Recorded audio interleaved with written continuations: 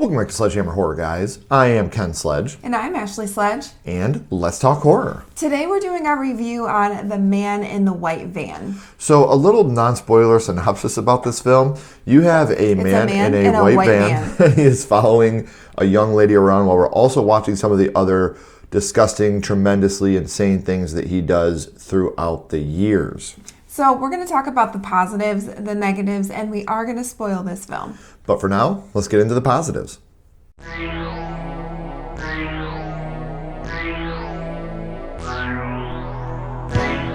So some of our positives, there's a great cast in this movie. We have Sean Astin, we have Ali Larter, we have Breck Basinger, Final Destination Bloodlines. You got a lot of horror royalty here, whether it's Final Destination 2, Final Destination Bloodlines, Sean Astin, you have him from The Goonies, Stranger Things. We all know Sean Astin, but there's a huge horror cast in this movie that does a phenomenal job. And the great soundtrack. Yes. We're transported back to the 70s, It's so, it just reminds me of obviously being a kid. I wasn't a kid in the 70s, but I listened to a lot of 70s music because being in the backseat of our mom and dad's car. That's what my family listened to. So especially the Partridge Family. Yeah. I think this morning I woke up. I'm like, oh, come on. Yeah, I'm a sucker. I'm a sucker. You gotta snap your fingers. I feel like I should get up in a gym cafeteria and sing to Ashley about how I think I love her. I'm going to go Jerry O'Connell style, baby. Oh, man. Also, the 70s aesthetic is really great. You feel some movies, they overpower and we're in the 70s, but this is just it's a feeling it takes place in the 70s. It's not punching you in the face with the fact that we're in the 70s. So we're going to add it, but it definitely, the aesthetic, it definitely felt like the 70s. Great shots. Ashley is a huge sucker for a bird's eye shot. I love a bird's eye shot. I think those are so cool. And we get a lot of really good shots in this movie, and I think it worked really, really well. Mm-hmm. You also don't see who your killer is, and this is one that's less is more technique, like Bruce the Shark. I think that's so much scarier. You get his shadows. We're not following him right in his face. You never see his face at all. You see him in the shadows or you see him in the van, but you never see exactly who he is. Mm-hmm. There's a very creepy shot in this movie, and I know that this is one that you really love. So do you want to talk about this shot? Because when we were watching it, Ashley was just like, yeah, this scene I thought was amazing. I thought they did such a great job. It gave me the creeps.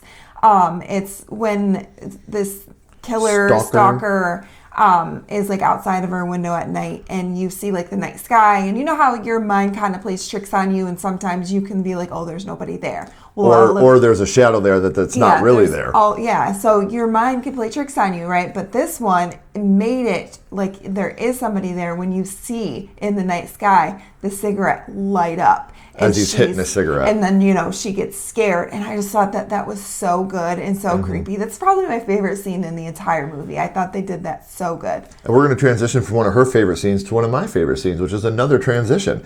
They have a shot where Annie turns off her bedroom light, and it transitions right into the porch light of one of our victims as it's happening, and it's a fantastic editing choice. It's so much better than a fade out. Yes.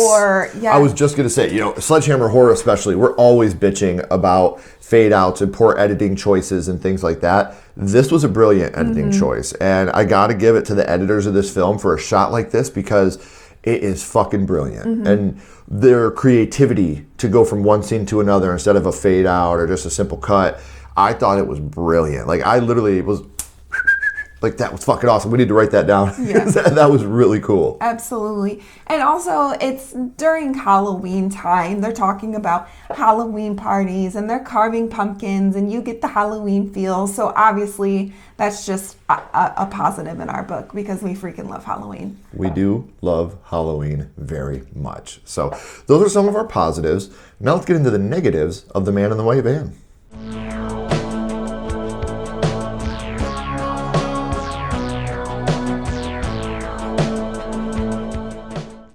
All right, so some of our negatives. I feel like we kind of reached for some negatives in this. We both enjoyed the movie. I'm shocked at how much we liked it, honestly. Yeah, so this one, I guess it could be considered a negative or a positive, but this is really, it's based on true events. This is like real life horror. And you really, there's this part where this little girl's asking for a mom, and you just feel so sorry for this little girl. And I get like they want you to feel something, but it's just like that's so real. It's too real for me. And I don't know. I guess if you follow the channel, you know how we feel about using real life shit in horror movies. Yeah. Whether it be the Emmett Till, whether it be the Ed Gein stuff, like that's something that we don't jive with. When it's inspired by true events or based on true events like this, where you're not getting a real situation, that's different, but it's still very hard to watch. It is. It's very hard to watch. And then you also know how we feel about off-screen kills, and there's way too many of them in this movie. Gore. Yes, we want some. Everything they did in this movie that I can think of was practically done. I don't remember any CGI whatsoever. No. But I would have liked to have seen more practical kills throughout the film. And there's also the relationship between the two sisters. It's almost over the top to where it's unrealistic. Like they hate each other so much that they're constantly fighting. And there's never one moment of, hey, your shirt looks nice. Yeah. there's never any moment of them being nice to each other. At each other's throats. And I mean, sisters, right? But at least, we have siblings. Yeah. We fought with our siblings, but we always loved our siblings. But I'm the oldest sister. Yeah, so I'm the oldest brother.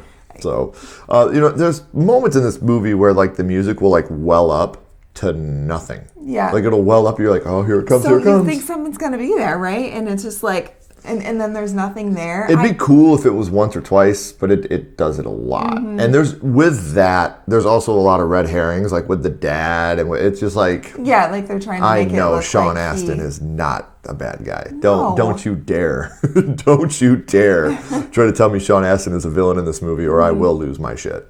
It can be slow at times. I feel like the payoff is worth it, but it's definitely slow.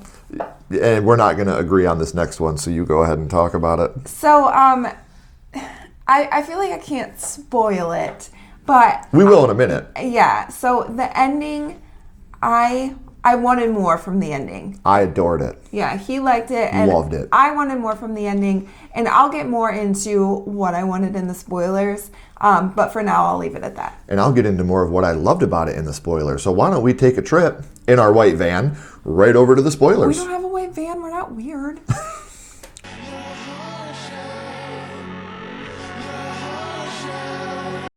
All right, guys. So now we're going to start spoiling things. And this is one that, like, it goes by year. So you do have this. I wanted to mention this in the negatives, but I didn't want to spoil it. Like, the main crux takes place in 1975. Yeah. But we're constantly bouncing back to 1970, then 1971. Well, you go through each year until you get up to 1975. So in 1970, you have this woman, she gets abducted out of her car. She's driving crying. I don't know, like her fiance or husband must have done something because she took her wedding ring off and gets abducted out of her car. But hold on, because if you want some closure to that, you won't get it. We bounced to 1975, and we're introduced to a family living on a farm. There's 3 kids. There's Margaret, Annie, and Daniel. Mm-hmm. Margaret being the oldest, Daniel being the youngest, and our focus here really is on Annie, the middle child, who definitely has middle child syndrome. Absolutely. So then we bounce back to 1971, and there's another woman that she gets pulled into the white van, and you can hear her struggling, but that's about it. Yeah. Now we go back to the family. Like I said, there's a lot of bouncing around, which could be a negative. And this is more like... you just have to pay attention. Yeah, this is more during the beginning, I think. It bounces around, and it kind of levels out a little bit, and then bounces. Yeah. So Margaret, she's more like a very proper girl, like, hello, father. I will have dinner on the table for you. And Annie is more of a tomboy, likes to be out riding her horse, and Annie likes to embellish the truth. Mm-hmm. And when you're watching it, you're like, I wonder if that's going to come into play later, how much she's embellishing right now. Yeah, like the old wolf. I saw a snake this big, So while they're at the gas station, Annie walks right in front of this white van. And afterwards, you see this white van following them home. Mm-hmm. So we bounce back to 1972. Yeah. And a woman gets taken outside the bar. You see her tied up in the back of the van. and then pulled out and hit with an axe. Yeah, it's like every year you see a little bit more of what they're doing, what the man in the white van is doing. Or the men in the white van. The men, yes. Yeah. Which we'll get into more of that here in a little bit as well. So again, Annie, they live on this farm. She has this horse that she loves, and she's leaving the horse barn, and she sees the white van. Like they have to like cross the road. And, like their property is on two different sides of the road. So he starts flashing his lights at her, and she gets scared. Like this is private property. Right. So, she's screaming at him. I believe she throws a rock at him at this point. No, they don't. That's when her friend does it. Okay, yeah. She's yelling at him. She goes home and she tells everybody. But again, she embellishes a lot, so no one believes her. Yeah, they're like, okay. Like, there's no white van. No, who would want to follow you, pretty much. Again, this is Margaret just being an asshole. Yeah. And it's like, dude, you're always a dick for no reason. And there's one part, she says something that really hurt me. And I was like, oh, you can't say that shit to your sister, you dickhead.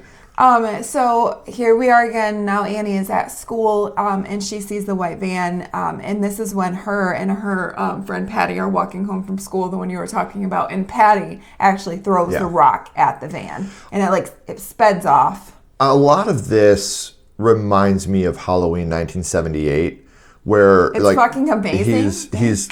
He's just stalking her. Yeah. The aesthetic of this movie really is like a real life version of a Michael Myers mixed with the aesthetic of Texas Chainsaw Massacre. So all the best parts of Halloween 78, I feel they put in this movie, like with the stalking at the school and him following her. And I feel like that was a pretty on-the-nose homage that worked really, really well. Sometimes they don't. It worked really, really well in this movie. When Annie gets home, there's a white van in their driveway, and she starts, like getting scared, and it's just the phone company. Yeah, but a little side plot is her sister wants a phone in her room. Yeah. And again, this is the 70s, so it's like, what? You don't have one in your hand? What are you talking about? But she's all freaked out. She The runs guy's her own line like, you good? So she can talk to her boyfriend. Right. Then we jump back to 1973, and the man in the white van, he follows a woman into her hotel room with a rope. And at this point, we also see that he keeps trophies of his victims. He likes to keep belongings of them on his rearview mirror hanging up right there. So this is when I was talking about this scene. Annie, she's in a room, she's listening to her records, and this is when you see the shadow of the man, and then you see him, hit his cigarette outside the room, and she gets really scared and runs downstairs. Yeah. So one thing we didn't talk about is there's a new boy at school. And Annie kind of has this thing for this new boy, and he kind of has a thing for her, even though he's seeing another girl. That's going to come into play for us later. It's kind of a subplot of the movie that never goes anywhere, but it has something to do with how I feel this movie ends. And like I said, we wanted to explain the ending in the way that we kind of saw it a little bit. So that, I believe, has something to do with the ending of this movie. So Margaret, she's supposed to be watching her younger siblings so mom and dad can go out and have a date. But she ends up leaving the two of them, Annie and Daniel, at home by themselves and goes and hangs out with this boy. And this is when they see the van is parked outside. And Annie kind of tells Daniel about it. So he runs inside and grabs his BB gun. Which is another subplot throughout the whole movie. Yeah, she's like trying to teach him how to shoot his BB gun. But she starts shooting the van with this BB gun. And again, we don't know who this is. This could be the cable repairer or the phone guy again. Right, so they all get in trouble. Margaret gets her phone taken away because she was supposed to be there. And they totally tell on her. I thought maybe that they wouldn't tell on her, but yeah, they tell on her. Totally told on her. So now we bounce back again to the year before, 1974. A young girl's walking her dog. The man in the white van kills the dog off screen. That's a death we could definitely keep off screen. With a crowbar, he then ties up the little girl, and somebody else in the van is telling the son, obviously, you did a good job. Yeah. So it's a father and son that are doing this together. Yeah, or somebody. Somebody and somebody are doing this together. We don't know exactly. I have my feeling. Yeah. But. So again, Annie sees the man, and she tells her dad, she's gonna go get the gun. Her dad says, "I'm gonna go get the gun," and then when he's outside, like looking through the perimeter, and this is not the BB gun. This is a shotgun. Yeah, you hear the gun go off, and he comes back in, and he's like, "It was just a possum." Which to me is like, dude, your family's in there scared and you're just going to shoot the gun and not tell them what's going on. But I mean, he had a good shot for the possum. Yeah. So. Now it's 1975 again, and Annie and her friends, they're at a party. Now we are at the year. Yes. That we started at 1970. Now we are at the year in 1975 when, shit goes down. So they go to the party, and this is where we see that boy again. Party. Yeah. And he kisses her, and then they're riding home because they have to be home at a certain time. They're riding home on their horses, and they see the guy in the white van. I also want to add in really quickly, Annie, learn how to ride your fucking horse, dude. Like, this horse knocks her off every single time she's on the damn thing. Yeah, well, this is why she always is getting, like, grounded from the horse because mom doesn't even want her to have the damn horse. And it's beating her ass. Yeah. So the van starts chasing them, and Annie gets knocked off her horse, and her horse Rebel is definitely a rebel. So they make it back to her barn. Annie does, yeah. And where we initially were. Her friend goes home, yes. Yeah. So he attacks Annie in the barn, and he starts to tie her up, and her horse Rebel kicks him with the back legs. Again, this is set up earlier when her brother walks behind the horse, and she's like, you can't do that. You will spook him. He will kick you. So we were like, I wonder if that's going to come into play later. Why would you just say something like that? And obviously he gets spooked, and Rebel kicks the shit out of this guy. That would hurt to get kicked in the back legs by a horse. That would hurt. So she does get away, but he chases her down, and he does get her in the back of his van. Yeah. So Annie, you think she's knocked out back there, and he starts driving. She jumps up and hits him with a tire iron, and she gets out of the van. And she hides under the van. Mm-hmm. He's looking around for her, but she's under the van. So she finally does get to the house, and Margaret's on her phone because she stole her phone from her parents' closet. She's on her phone, and she's listening to music really loud, and she's like knocking on the door. And right at the last minute, she gets there and saves Annie. And this is where she finally, I think, it clicks in Margaret, like, oh my God, she was telling the truth. Like, holy shit, this guy's here. Yeah, and so she then, kind of becomes like the big protective sister. Yes. So they end up taking his van and running him over with it. Which is funny, because I'm like, why isn't Margaret driving? Like, Margaret has a license. Annie can't ride a horse. Yeah, Annie's driving the van. Yeah. So they run him over right as the cops show up, because another thing, and for our younger audience, you probably won't know this, back in the day when you had a landline, if you were on it, unless you had money, and you called that line, it was busy. You could not get through to that line. Or even our generation where if you don't have service, your family was on the internet, yeah, and you called and you could hear the ding. Yeah, but this is a busy signal, and her friend is repeatedly calling, trying to get through to make sure she made it home.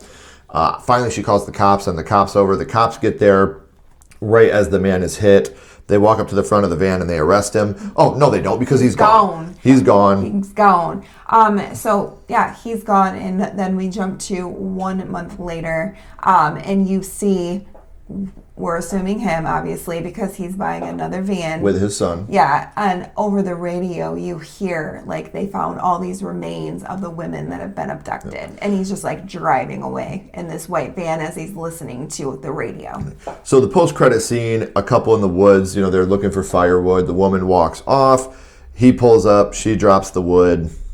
That's how we end the film. So our killers do get away. Which we didn't mention, like, Annie is, like, afraid to go into the bar now. Yeah, she has total PTSD. They're having, like, family dinner, and they walk outside, and she, like, won't. It's just looking at the barn, but she won't go in. Yeah. So a little bit of what I interpret this ending as, the new boy is part of the killer with his dad. Which I do get that because, like we had talked about, the Partridge Family, like that was one of his like secrets, and then that song was playing in the van. Does play it, and she also is playing it when you see the outline of the cigarette. Yeah, like she's playing that on her record. So I felt the same way, but I felt like it was too obvious. Well, since they never tied it up, that's what I feel, because this could be in the sequel, the men in the white van, or the man in the whiter van. I don't know what the fuck you want to do. The whiter van. But, the off-white van. Yeah, the off-white van. The men in the off-white van. So, and then at the end, when he's chasing her down after the party, obviously his son is not with him because he's at the Halloween party, so that's the perfect alibi for him. Yeah. And then you have them buying the van again at the end. So the way that I interpret this ending is they are not done, obviously. It is the father-son duo, and they will be coming back for revenge on Annie, Margaret, Daniel, and the family. So I guess the reason I wanted more out of the ending is because I felt like the family didn't get closure. Like they have no idea where this guy went, and now he's just going to go to another city, and we have no idea what happens to this family. See, like I don't think he's going to another city. I think he's waiting it out. You think he's gonna go back after Annie? Yes. Okay. Which, I mean, if we do get a sequel and we get more of then you might like this ending more. Yeah, like I might like this ending more, but I feel like it's just so like he's gonna be like Chucky, man. He's gonna have completionist syndrome. Yeah, you know, that's why he's always after Andy, because he's got to be a completionist. So well, I like it when they complete something. Like I also am a completionist, and I want to see it. Sure. I want to see it complete. So overall, guys, I'm going to give this a 4 out of 5. I really liked The Man in the White Van, and the little things that we picked apart about it didn't ruin the overall experience for me. Mm-hmm. I felt like it was a really good period piece taking place in the 70s. I don't know if I can call that a period piece, but and it didn't beat you over the head with the fact it was in the 70s. Mm-hmm. It tied in a lot of the slasher elements that I love with a lot of the psychological things that I love. So I'm a big fan of this. I'm going to give it a 4 out of 5. I think I'm going to agree with you this time. I'm going to give it a 4 out of 5 also. Like you said, the characters, they were great. There's a lot of, even when it's slow, like you still feel a lot of like tension and there's just so much creepiness about it. It just like kind of keeps you on the edge of your seat. And obviously I love that. The only thing that I would have liked to have seen more was like more of the kills. But other than that, like I wouldn't say it was fun because this is like real life type shit, but it was definitely a good ride. Yeah. In a white van. So let us know. We were in the white van. Right. Let us know in the comments, guys. What did you think of The Man in the White Van? Would you like to see a sequel? And if so, what would you like to see happen in the sequel? We would love to hear what you guys think. If you haven't already, please like, comment, and subscribe. It does help build the channel more than you know. And follow Sledgehammer Horror on social media. Those links are in the description as well. But until next time, keep talking horror. Stay who you are. And we'll see you guys soon. Bye, guys.